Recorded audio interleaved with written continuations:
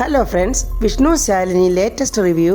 ശാലിനി വിഷ്ണുവിനോട് പറയുവാണ്, വിഷ്ണുവേട്ട, സത്യമോളും പപ്പിമോളും നമ്മളുടെ സ്വന്തം മക്കളാണ്.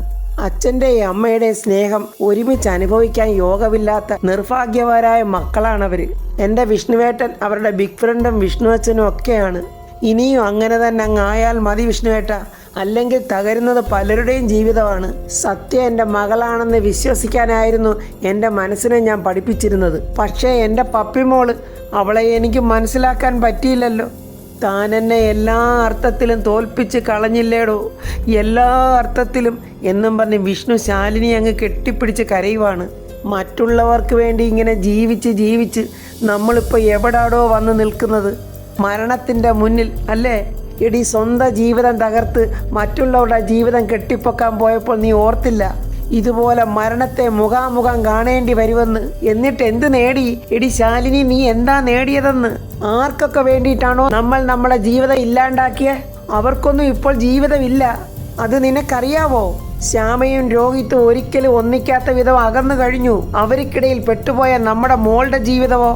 നോക്ക് ശാലിനി, അവളെ തിരിച്ച് നമ്മളുടെ അടുത്തേക്ക് എത്തിക്കണം. പപ്പിമോൾ ജീവിക്കേണ്ട രോഹിത്തിൻ്റെ ശ്യാമയുടെ മകളായിട്ടല്ല. നിനക്കങ്ങനെ തോന്നുന്നുണ്ടോ? എൻ്റെയും നിൻ്റെയും മകളായിട്ടാണ് നമ്മുടെ പപ്പിമോൾ ജീവിക്കേണ്ടത്. ഈ വിഷ്ണുവിൻ്റെയും ശാലിനിയുടെയും മകളായിട്ടല്ലേ അവൾ ജീവിക്കേണ്ടത്? പറയൂ ശാലിനി.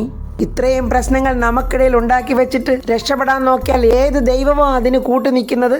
ശാലിനി, നമ്മുടെ പപ്പിയെ കൊണ്ട് നിന്നെ അമ്മേന്നൊന്ന് വിളിപ്പിക്കണ്ടേ? അത് കേൾക്കാനുള്ള ആഗ്രഹം തനിക്കുമില്ലേ? വിഷ്ണു ഇങ്ങനെ ശാലിനിയോട് ഓരോന്ന് ചോദിക്കുമ്പോൾ ഒന്നും പറയാനാകാതെ ശാലിനി ഇങ്ങനെ പൊട്ടി അങ്ങ് കരയുവാണ്. ശാലിനിക്ക് എന്ത് ഉത്തരം പറയാന്?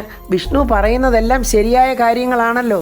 ഇതെല്ലാം മറന്ന് മരിക്കാനൊരുങ്ങിയ താൻ അതിന് കഴിയാതെ തിരിച്ചു വന്നെങ്കിലേ, അറിഞ്ഞോ അറിയാതെയോ നമ്മളുടെ മക്കളുടെ പ്രാർത്ഥനയാണ് ഇതിൻ്റെ പിന്നിൽ. നമ്മുടെ മക്കളുടെ പ്രാർത്ഥനയാണ് ശാലിനി. നമ്മൾ ഒത്തുചേരണമെന്നും ഒന്നിച്ച് താമസിക്കണമെന്നും ഒന്നിച്ച് ജീവിക്കണമെന്നും ഉള്ളത് ഈശ്വരൻ്റെ ഉറച്ച തീരുമാനം. അതൊന്നുകൊണ്ട് മാത്രമാടി നീ ഇപ്പോൾ എൻ്റെ മുന്നിൽ ജീവനോടെ നിൽക്കുന്നത്. വിഷ്ണു പറയുന്നതെല്ലാം കേട്ട് ഏങ്ങലടിച്ച് കരഞ്ഞുകൊണ്ട് നിൽക്കുന്ന ശാലിനിയെ വിഷ്ണു അടങ്കം കെട്ടിപ്പിടിച്ചങ്ങ് കരയുവാണ്. ആർത്തിരമ്പെന്ന തിരമാലകൾ പോലും ഒരു നിമിഷം നിശബ്ദമായിരുന്ന് അവരുടെ ആ സ്നേഹപ്രകടനം കണ്ട് സന്തോഷിക്കുന്നുണ്ടാവും. ശാലിനിക്ക് സംസാരിക്കാൻ പോലും കഴിയാതെ വിങ്ങി അവൾ പറയുന്നു, വിഷ്ണുവേട്ട, എന്നോട് ക്ഷമിക്ക്. വിഷ്ണുവേട്ടൻ അങ്ങനെയൊക്കെ പറഞ്ഞപ്പോൾ എനിക്ക് സഹിക്കാൻ വയ്യാതെ ഞാൻ എന്നെ തന്നെ മറന്നുപോയതാ. നമ്മുടെ കുഞ്ഞുങ്ങളെപ്പോലും ഞാൻ ഓർത്തില്ല. മരിക്കണമെന്ന് വിചാരിച്ച് തന്നെയാണ് ഞാൻ ഇങ്ങോട്ട് വന്നത്. പക്ഷേ മരണത്തിന് തൊട്ട് മുമ്പുള്ള ഒരു നിമിഷമുണ്ടല്ലോ, അവിടെ ഞാൻ മനസ്സിലാക്കി. അപ്പോൾ ഞാൻ മനസ്സിലാക്കി വിഷ്ണുവേട്ട, എനിക്ക് മരിക്കാനാവില്ല. എൻ്റെ വിഷ്ണുവേട്ടനെയും നമ്മുടെ കുഞ്ഞുങ്ങളെയും എൻ്റെ മനസ്സിൽ നിന്നും പറിച്ചു മാറ്റാൻ ഞാൻ ശ്രമിക്കുകയാണ് ചെയ്തത്. പക്ഷേ വിഷ്ണുവേട്ട, ഞാൻ മനസ്സിലാക്കി, എന്നെക്കൊണ്ട് അതിന് പറ്റില്ല. എൻ്റെ മക്കളെയും വിഷ്ണുവേട്ടനെയും തനിച്ചാക്കിയിട്ട് പോകാൻ എനിക്ക് കഴിയില്ല. വിഷ്ണുവേട്ടൻ, അതിൻ്റെ കാരണം എന്താണെന്നറിയാവോ? ഞാൻ നിങ്ങളെയൊക്കെ എങ്ങനെയൊക്കെ മറക്കാൻ ശ്രമിക്കുന്നോ അതിൻ്റെ ഒരു 100 ഇരട്ടി ശക്തിയിലാണ് നിങ്ങൾ എൻ്റെ മനസ്സിലോട്ട് തിരികെ വരുന്നത്. എന്തെല്ലാം പ്രതിബന്ധങ്ങളും കഷ്ടപ്പാടുകളും ഒക്കെ വന്നപ്പോഴും ഞാൻ അതിനെയെല്ലാം നേരിട്ടിട്ടുണ്ട്. കാരണം അതിനെയെല്ലാം തരണം ചെയ്യുക എന്നുള്ള എൻ്റെ ഒരു ആത്മവിശ്വാസം അതുതന്നെയായിരുന്നു വിഷ്ണുവേട്ട എൻ്റെ ജീവവായു. വിഷ്ണുവേട്ടൻ അറിയാമല്ലോ, ഇല്ലായ്മയിൽ നിന്നാണ് ഞാൻ IAS എടുത്തത്. ഞാൻ അങ്ങനെ ആഗ്രഹിച്ചപ്പോൾ പലരും പറഞ്ഞ് ചായക്കടക്കാരിക്ക് IAS ആകാൻ പറ്റുമോ എന്ന്. ആ പറഞ്ഞവരുടെയൊക്കെ മുന്നിൽ ഞാൻ IAS എടുത്ത് വന്ന് കാണിച്ചു കൊടുത്തു. ശാലിനി ഇങ്ങനെ പറയുന്നതെല്ലാം കണ്ണുവെട്ടാതെ വിഷ്ണു ഇങ്ങനെ അവളുടെ മുഖത്തോട്ട് തന്നെ നോക്കിക്കൊണ്ട് നിൽക്കുവാണ്. വിഷ്ണുവേട്ടൻ അറിയാമല്ലോ, ജനിപ്പിച്ച അച്ഛൻ പോലും ഞങ്ങളെ ഉപേക്ഷിച്ചിട്ട് പോയപ്പോൾ എട്ടും പൊട്ടും തിരിയാത്ത 3 പെൺമക്കളെയും കൊണ്ട് കുടുംബത്തിൻ്റെ 2 അറ്റവും ഒന്ന് കൂട്ടിമുട്ടിക്കാനായി ചായക്കട നടത്തിയ ശാരദയുടെ മകള് എങ്ങനെ IAS ആകുമെന്ന് ചോദിച്ച് പരിഹസിച്ചവരുടെ മുന്നിൽ ജയിച്ച് കാണിക്കണമെന്നുള്ളൊരു വാശിയായിരുന്നു. എനിക്ക് ആ വാശി ഉണ്ടായത് എൻ്റെ ഒരു ആത്മവിശ്വാസം കൊണ്ട് മാത്രമാണ്. പക്ഷേ ആ ആത്മവിശ്വാസമാണ് അല്പം മുമ്പ് എന്നെ തോൽപ്പിച്ച് കളഞ്ഞത്. മരിക്കാൻ വേണ്ടി വന്നതായിരുന്നു. എന്നെ വിഴുങ്ങാൻ വന്ന തിരയെ ഞാൻ മുഖാമുഖം കണ്ടതുമായിരുന്നു. പക്ഷേ അവിടെ എനിക്ക് തൊട്ടു മുൻപ് മരണത്തിലേക്ക് എടുത്തു ചാടിയ ഒരു പെൺകുട്ടിയുടെ മരണവെപ്രാളം ഞാൻ ശരിക്കും എൻ്റെ കൺമുന്നിൽ കണ്ടു വിഷ്ണുവേട്ട. എൻ്റെ മുന്നിൽ കിടന്ന അവൾ പെടഞ്ഞ് ശ്വാസം കിട്ടാതെ മരിച്ചത്. രക്ഷിക്കാനായിട്ട് ശ്രമിച്ചപ്പോൾ തൊട്ടില്ല എന്ന രീതിക്കാണ് കടൽ തിരകൾ അവളെ വലിച്ചോണ്ട് പോയത്. ആ പെൺകുട്ടിയുടെ പിടച്ചിലും രക്ഷിക്കണേ എന്നുള്ള മുറവിളിയും ഇപ്പോഴും എൻ്റെ കൺമുന്നിലുണ്ട്. പ്രാണൻ പോകുമ്പോഴുള്ള നിലവിളിക്ക് മുന്നിൽ ഞാൻ എൻ്റെ പ്രശ്നങ്ങളും മറന്നു. ഒരിക്കലും ഒരാളും ദൈവം തന്ന ജീവൻ എടുക്കാൻ ശ്രമിക്കരുതെന്നുള്ള പ്രാർത്ഥനയിലാണ് ഞാൻ അവിടുന്ന് കരയ്ക്ക് കയറിയത്. ഈശ്വരനാണ് വിഷ്ണുവേട്ട എന്നെ തോൽപ്പിച്ച് കരയിൽ കയറ്റിയത്. ശാലിനിയുടെ സങ്കടങ്ങളെല്ലാം അങ്ങനെ നോക്കി നിൽക്കുന്ന വിഷ്ണുവിനോട് ശാലിനി കരഞ്ഞുകൊണ്ട് പറയുവാണ്, വിഷ്ണുവേട്ട എന്നെ വെറുക്കല്ലേ, എന്നെ ശാപവാക്കുകൾ കൊണ്ട് തളർത്തുകയും ചെയ്യല്ലേ, ഞാൻ ആകെ തകർന്നു നിൽക്കുക, പ്ലീസ് വിഷ്ണുവേട്ട എന്നും പറഞ്ഞ് ശാലിനി വിഷ്ണുവിൻ്റെ കാലിൽ അങ്ങ് വീഴുവാണ്. വിഷ്ണുവിൻ്റെ കാലിൽ വീണ് പൊട്ടിക്കരയുന്ന ശാലിനിയെ നോക്കി വിങ്ങി വിങ്ങി കരഞ്ഞുകൊണ്ട് വിഷ്ണുവും ശാലിനി അങ്ങ് കെട്ടിപ്പിടിക്കുവാണ്. ശാലിനി, എടോ തനിക്കറിയാവോ, ഒരല്പം മുൻപ് വരെ എൻ്റെ ഹൃദയത്തിൻ്റെ പകുതി നിലച്ച അവസ്ഥയിലായിരുന്നു ഞാൻ.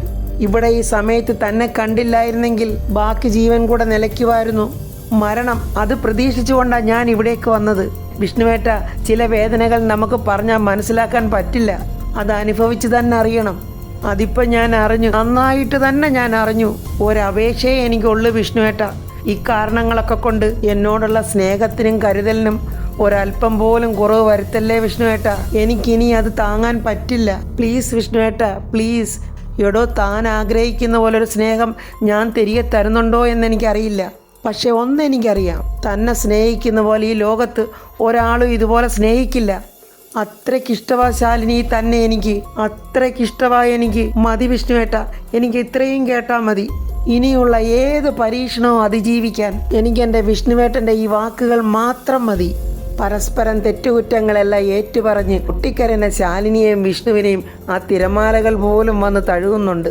അങ്ങനെ അവരുടെ ദുഃഖങ്ങളെല്ലാം അങ്ങോട്ടും ഇങ്ങോട്ടും പരസ്പരം പറഞ്ഞ് സമാധാനത്തോടെ വിഷ്ണുവിൻ്റെ തോളിലിങ്ങനെ ശാലിനി ചാഞ്ഞു കിടക്കുവാണ്.